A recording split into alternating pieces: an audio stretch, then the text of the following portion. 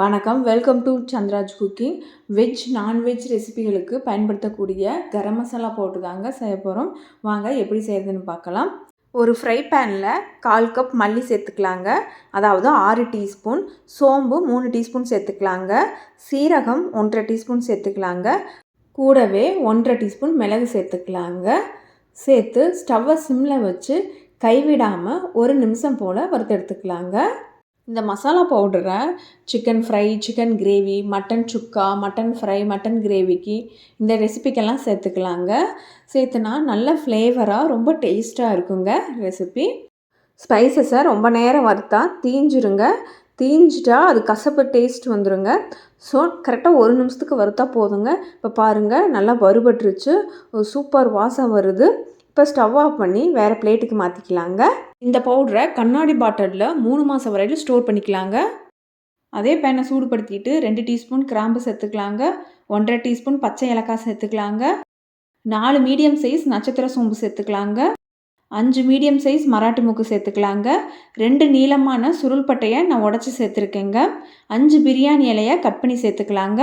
நான் சுருள் பட்டை சேர்த்துருக்கேங்க. உங்கள்கிட்ட என்ன அவைலபிள் இருக்கோ அதை சேர்த்துக்கலாங்க. 2 ஜாதி பத்திரி சேர்த்துக்கலாங்க. சேர்த்து ஸ்டவ்வை சிம்மில் வச்சுட்டு 1 நிமிஷம் வறுத்தெடுத்துக்கலாங்க. நம்ம எல்லோரும் யூஸ் பண்ணக்கூடிய நார்மல் ஸ்பூனில் தாங்க ஸ்பைசஸை மெஷர் பண்ணியிருக்கேன். உங்களுக்கு கிராம் வைஸ் வேணும்னா டிஸ்கிரிப்ஷன் பாக்ஸில் செக் பண்ணிக்கோங்க. ஒவ்வொரு வீட்டில் ஒரு மாதிரி கரம் மசாலா ரெடி பண்ணுவாங்க. பட் இந்த மாதிரி செஞ்சால் ரொம்பவே டேஸ்ட்டாக இருக்குங்க. கல்பாசி 2 அல்லது 3 சேர்த்துக்கலாங்க. கல்பாசி சேர்த்துறனால ரொம்ப ஃப்ளேவராக நல்லா ஒரு டேஸ்ட்டாக இருக்குங்க. கல்பாசி வேணான்னா ஸ்கிப் பண்ணிக்கலாங்க. இப்போ பாருங்கள், 1 நிமிஷம் ஆயிடுச்சு. நல்லா வறுபட்டுருச்சு. இப்போ நம்ம பிளேட்டுக்கு மாற்றிக்கலாங்க. வறுத்த ஸ்பைசஸை 10லிருந்து 15 நிமிஷம் நல்லா ஆற வச்சு எடுத்துக்கலாங்க. உங்களுக்கு அதிகமான அளவு மசாலா பொடி தேவைப்படுதுன்னா நான் சேர்த்துருக்க அதே அளவுகளோட இன்னொரு மடங்கு சேர்த்து அளந்துக்கங்க. பாருங்கள், பட்டையை எவ்வளோ ஈஸியாக உடைக்க முடியுது. இந்த அளவுக்கு ஸ்பைசஸ் வறுபட்டுருக்கணுங்க.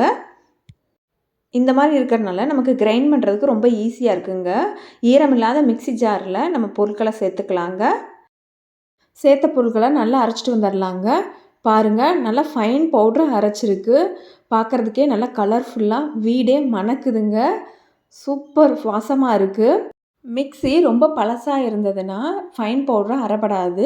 அப்போ நம்ம சளிச்சிக்கிட்டு சேர்த்து மறுபடியும் அரைச்சி சளிச்சு ஸ்டோர் பண்ணிக்கலாங்க.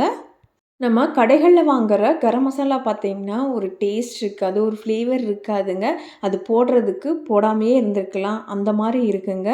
நீங்கள் வீட்டில் ஒரு 10 நிமிஷம் டைம் எடுத்து செஞ்சு பாருங்கள். உண்மையாகவே சூப்பராக இருக்குங்க. செஞ்சு பார்த்துட்டு உங்களோட கருத்துக்களை கமெண்ட்டில் சொல்லுங்கள். வீடியோக்கு ஒரு லைக் கொடுங்க. சந்திராஜ் குக்கிங் சேனலை இன்னுமே சப்ஸ்கிரைப் பண்ணலைன்னா சப்ஸ்கிரைப் பண்ணிக்கோங்க. தேங்க்ஸ் ஃபார் வாட்சிங். தேங்க்யூ.